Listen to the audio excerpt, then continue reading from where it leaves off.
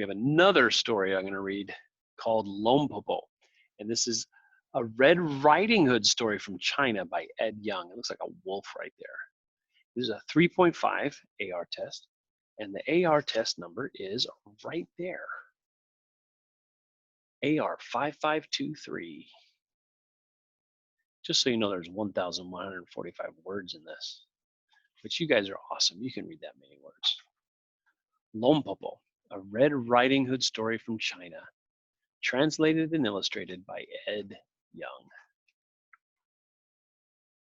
To all the wolves of the world for lending their good name as a tangible symbol for our darkness.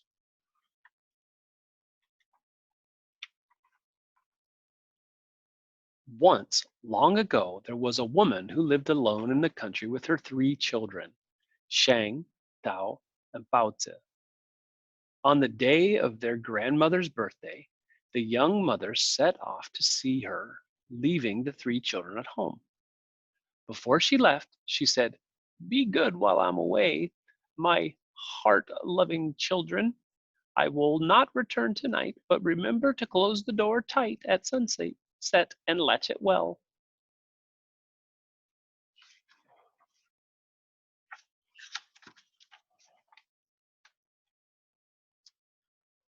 But the old wolf lived nearby and saw the good mother leave. At dusk, disguised as an old woman, he came up to the house of the children and knocked on the door twice. Bang, bang. Shang, who was the oldest, said through the latch door, "Who is it?" "My little jewels," said the wolf. "This is your grandmother, your Popo." "Popo?" Shang said. "Our mother has gone to visit you."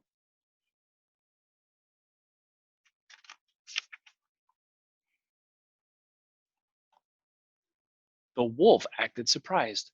"To visit me? I've not met her along the way. She must have taken a different route." "Popo," Shang said, "how is it that you've come so late?"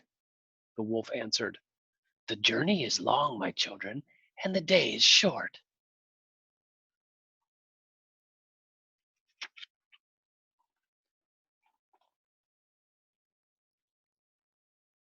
Shang listened through the door. "Popo," she said, "why is your voice so low?"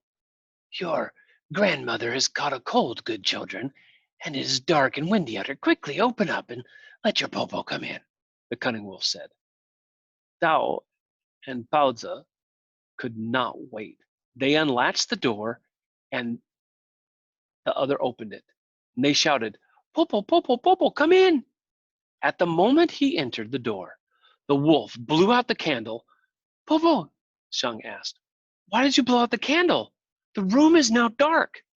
The wolf did not answer.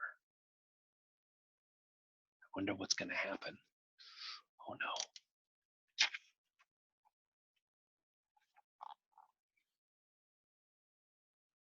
Dao and Baozi rushed to their Popo and wished to be hugged.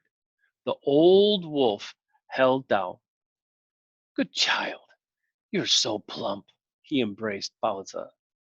"Good child, you've grown to be so sweet." Soon the old wolf pretended to be sleepy and he yawned. "All the chicks are in the coop," he said. "Popo is sleepy too."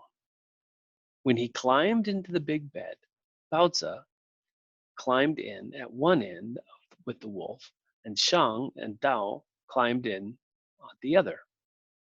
But then Shang stretched and she touched the wolf's tail. "Popo, Popo, your foot has a bush on it." I don't think it's a bush.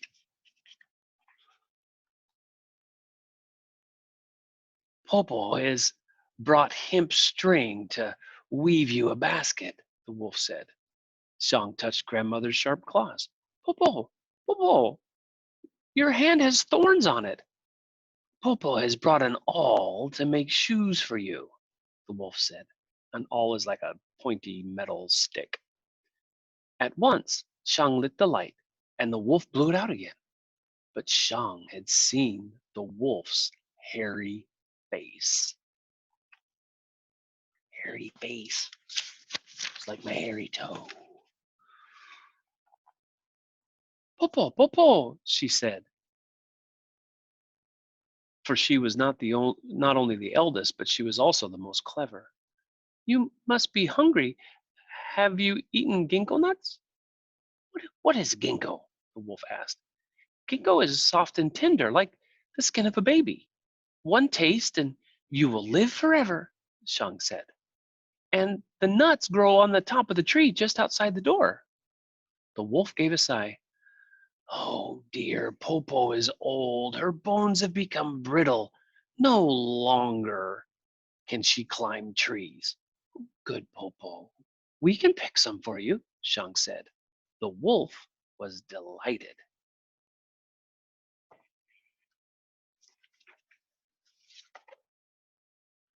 Shang jumped up out of bed, and Dao and Baozi came with her to the ginkgo tree. There, Shang told her sisters about the wolf, and all three climbed up the tall tree. The wolf waited and waited. Plump Dao did not come back. Sweet Baozi did not come back. Shang did not come back. And no one brought the nuts from the ginkgo tree. At last, the wolf shouted, Where are you, children? Popo, Shang called down. We are on the top of the tree getting ginkgo nuts. Good children, the wolf begged. Pluck some for me. But Popo, ginkgo is magic only when it is plucked directly from the tree. You must come and pluck it from the tree yourself.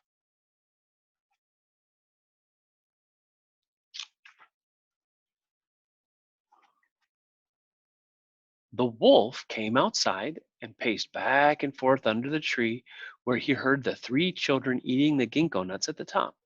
Oh, Popo, these nuts are so tasty. The skin is so tender, Shang said. The wolf's mouth began to water for a taste. Finally, Shang, the eldest and most clever, said, Popo, Popo, I have a plan. At the door there's a big basket. Behind it is a rope. Tie the rope to the basket, sit in the basket, and throw the other end up, and I'll pull you up.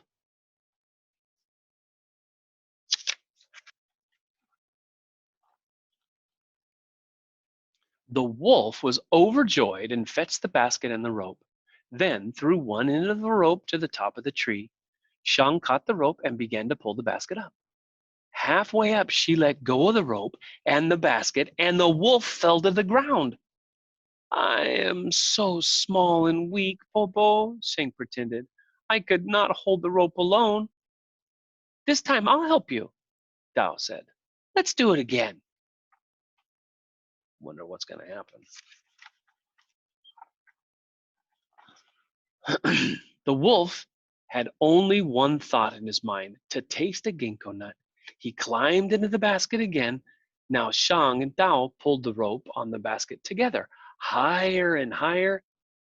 Again they let go, and again the wolf tumbled down, down, and bumped his head.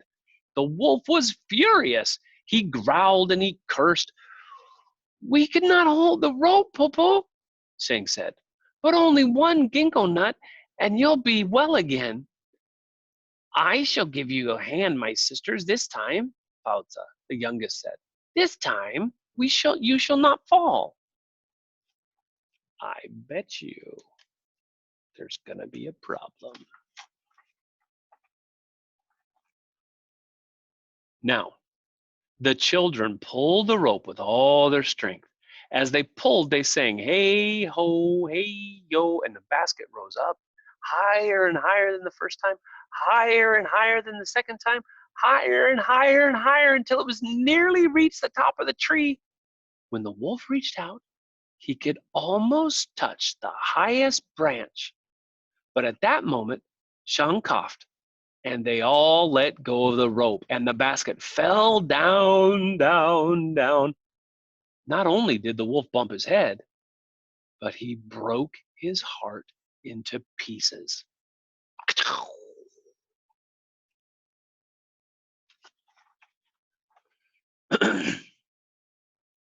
Popo! Sheng shouted, but there was no answer. Popo!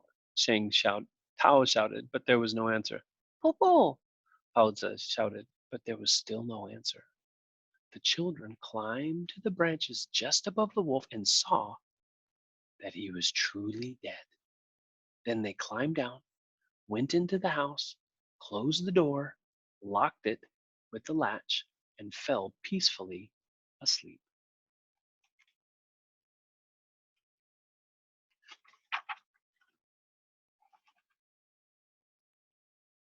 On the next day, their mother returned with baskets of food from their real Popo, and the three sisters told her the story of the Popo who had come.